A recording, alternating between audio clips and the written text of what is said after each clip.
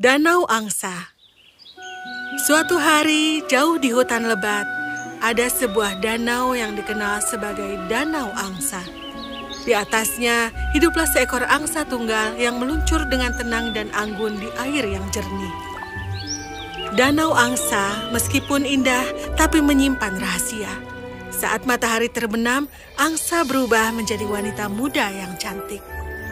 Wanita itu adalah seorang putri dan namanya adalah Odette. Dia telah dikutuk oleh penyihir jahat bernama Rothbard karena dia membenci sikap baiknya. Satu-satunya cara untuk memecahkan mantranya adalah jika dia menemukan cinta sejati. Odette, aku lihat kau masih dikutuk.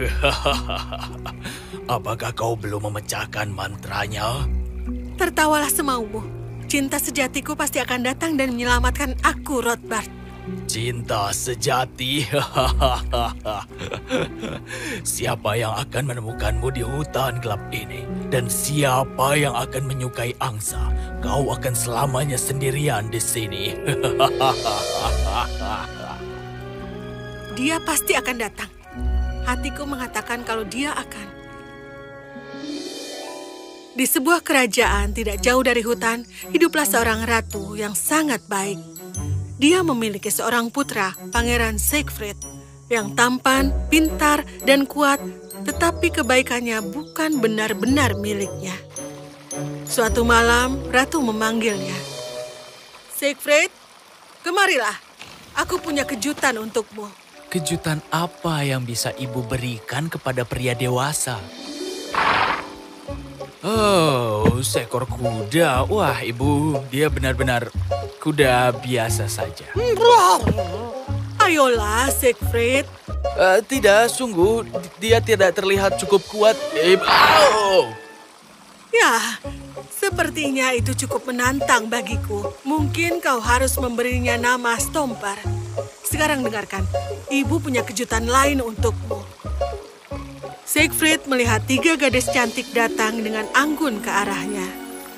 Mereka adalah gadis-gadis yang datang menemuimu untuk pernikahan.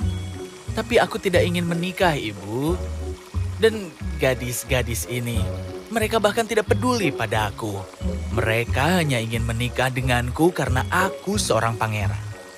Oh, kasar sekali. Siegfried, apa yang kau katakan? Kau tidak boleh berkata seperti itu. Aku tidak ingin mendengarkan ini. Kemarilah, kuda. Mari kita lihat seberapa kuat dirimu. Mari kita pergi ke suatu tempat yang jauh dari sini. Stomper mengangkat kaki depannya ke udara dan kemudian berlari dengan kecepatan penuh keluar dari kerajaan. Pangeran Siegfried tidak bisa mengendalikannya dan tidak peduli seberapa keras dia berusaha, kuda itu terus berlari. Segera mereka sampai di hutan. Stomper tiba-tiba berhenti dan Pangeran Siegfried dilemparkan ke atas tumpukan daun.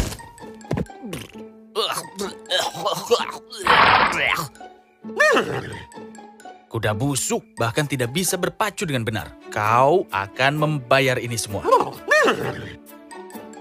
Tetapi ketika dia berbalik, dia melihat danau di depannya.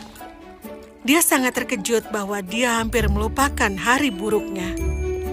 Dia merebahkan dirinya di dekat semak-semak dan memandangi danau itu.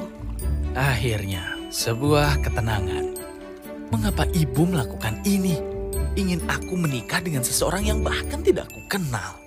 Dan kemudian ibu memberiku kuda yang bahkan tidak aku sukai. Hari yang mengerikan.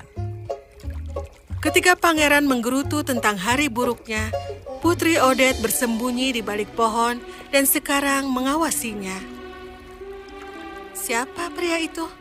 Sepertinya dia tampak sangat marah tentang sesuatu. Semuanya mengerikan. Dunia ini mengerikan. Bahkan bunga-bunga ini mengerikan. Melihat dia merusak bunga-bunga, Odette sangat marah. Hei, kau tidak bisa melakukan itu pada bunga. Mereka tidak melakukan apa-apa. Pangeran Siegfried terpesona oleh kecantikan Odette. Siapa kau? Aku adalah Odette, putri danau ini. Beraninya kau datang ke sini dan menghancurkan bunga-bunga yang malang itu. Aku Pangeran Siegfried. mengapa aku harus merawat bunga-bunga konyol ini? Mereka tidak konyol. Mereka juga memiliki perasaan seperti kau dan juga aku. Kau jangan setuju dengannya. Odette meletakkan tangannya di atas bunga dan membuatnya mekar kembali. Pangeran Siegfried terkejut. Dia belum pernah melihat hal seperti ini. Odette melihat apa yang telah dia lakukan. Kenapa kau tersenyum padaku seperti itu? Ketika kau membantu seseorang yang membutuhkan, kau juga akan tahu. Cobalah, tidak ada salahnya kau bersikap baik. Apakah kau menghinaku? Ini sangat konyol. Ayo pergi. Ayo kuda. Hei, pangeran, coba sekali. Kau juga akan tersenyum. Terserah. Pangeran Siegfried berlari cepat kembali. Jauh di belakang dan sekarang sudah mulai fajar. Di perjalanan dia bertemu dengan seorang lelaki tua yang malang. Anak muda, maukah kau memberiku air? Aku sangat haus. Air? Kau pikir kau ini... Pada saat itu, suara Odette terdengar jelas di benaknya. Hei, pangeran, tidak ada kata terlambat untuk bersikap baik. Ini, ambillah ini. Minumlah semuanya, aku tidak menginginkannya. Oh, terima kasih. Kau sangat baik. Pangeran sangat terkejut dengan hal ini, sehingga dia benar-benar tersenyum. Dia menunggangi kuda dalam suasana hati yang sangat baik dan segera sampai di rumah. Keesokan harinya di istana, dia memutuskan untuk meminta seorang pelayan. Sesuatu yang belum pernah dilakukannya. Dan ketika dia melihat ekspresi mereka, dia merasa lebih baik. Jadi ini yang dia maksud. Aku pikir aku akan pergi dan menemuinya malam ini juga. Jadi pada malam hari dia menyelinap ke tempat kudanya. Shh, ini aku. Aku ingin pergi ke danau. Bawa aku ke sana sekarang. Apa yang kau... maksudku, tolong bawa aku ke danau, Stomper. Dan mereka pergi kembali ke danau. Odette benar-benar merasa terkejut. Oh, kau kembali? Ada apa? Apa maksudmu ada apa? Apakah pangeran tidak diizinkan untuk pergi kemanapun dia mau? Juga terima kasih untuk mengajariku sesuatu yang sangat istimewa kemarin.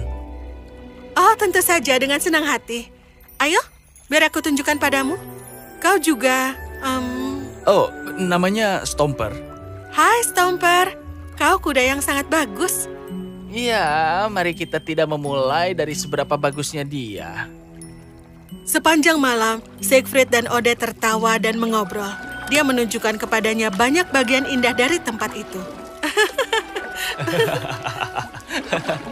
Tapi kebaikan dan kecantikan Odette adalah satu-satunya yang diperhatikannya. Setiap malam dia pergi menemuinya dan menjelang subuh mereka akan berpisah. Seperti hari-hari yang lalu, semua orang memperhatikan betapa baik dan murah hatinya sang pangeran. Anakku, ada sesuatu yang ingin kukatakan padamu. Iya, Ibu. Malam ini, semua gadis di kerajaan ini akan diundang untuk pesta dan kau harus berdansa dengan mereka. Tapi Ibu, aku sudah memberitahu Ibu bahwa aku tidak mencintai mereka. Anakku, semua rakyat di kerajaan ini menantikan pangeran mereka menikah dan kemudian naik tahta menjadi seorang raja. Besok, kau harus memilih pengantin wanita. Dan itu kata terakhirku. Apa yang harus aku lakukan, Stomper? Malam itu, sang pangeran menari dengan semua gadis cantik yang ada di sana. Dia tersenyum manis kepada mereka, tapi yang bisa dia pikirkan hanyalah Odette. Pesta dansa telah berlangsung sepanjang malam, tetapi ketika akhirnya berakhir, pangeran menyelinap keluar dari istana. Stomper, mari kita cari Odette, oke? Mereka berlari kencang melewati malam yang dingin, tapi sedikit yang mereka tahu, sebuah bayangan mengikuti mereka berdua di belakang. Mereka segera mencapai danau dengan terengah-engah. Odette! Odette! Ada apa, Siegfried? Malam ini kau sangat... apa? Semuanya baik-baik saja? Odette, aku datang ke sini untuk memberitahumu bahwa aku mencintaimu. Aku tidak bisa berhenti memikirkanmu. Maukah kau menjadi istriku? Oh, aku tidak bisa. Apa? Kenapa tidak? Karena pada saat itu, matahari mulai terbit. Dan sebelum Odette menyelesaikan kalimatnya, dia berubah menjadi seekor angsa di depan mata Pangeran Siegfried. Odette, tidak. Apa yang terjadi padamu? Bagaimana kau berubah menjadi angsa? Begini, dulu seorang penyihir kejam bernama Rothbard telah memantrai aku. Sekarang karena sihirnya, aku adalah manusia pada malam hari, tapi aku menjadi angsa di siang hari. Hanya cinta sejatilah yang bisa mematahkan mantra ini. Kalau begitu, biarkan aku menghancurkannya untukmu. Aku sangat mencintaimu. Apakah kau angsa atau manusia atau apapun juga. Kau pikir memecahkan mantra itu mudah? Kau pikir hanya mengatakan cinta itu membuktikan cinta? Tidak.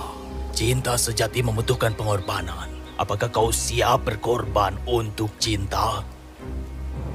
Iya, aku bersedia. Aku akan melakukan apapun untuknya. Baiklah. Tidak, Siegfried! Beraninya kau melakukan ini padanya.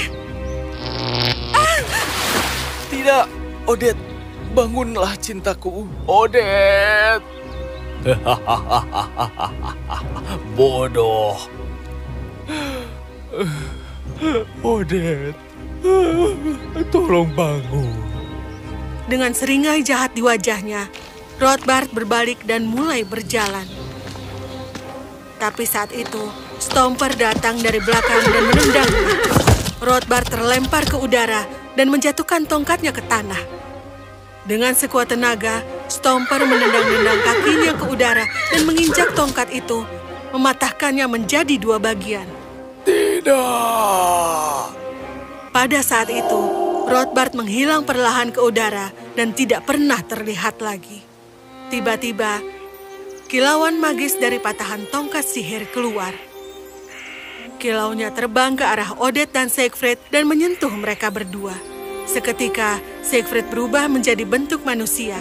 Odette juga kembali ke bentuk manusianya dan membuka matanya perlahan. Odette? Odette? Apa kau baik-baik saja? Ya, aku baik-baik saja. Apa yang terjadi pada Rothbard? Baiklah, katakan saja Stomper kita ini mengatasi dia. Pangeran dan Stomper membawa Odette ke istana. Siegfried menjelaskan segalanya kepada ibunya yang sangat senang melihat putri cantik itu, sehingga dia langsung setuju untuk menikahkannya dengan putranya. Odette dan Pangeran Siegfried menikah dengan upacara yang sangat indah. Pangeran Siegfried naik tahta menjadi raja, dan orang-orang kerajaan merasa senang. Tapi, apa selanjutnya yang terjadi pada Stomper? Ya, Stomper ditunjuk sebagai panglima tertinggi di pasukan raja dan dia memastikan bahwa orang-orang jahat seperti Rothbard tinggal bermil-mil jauhnya dari kerajaan.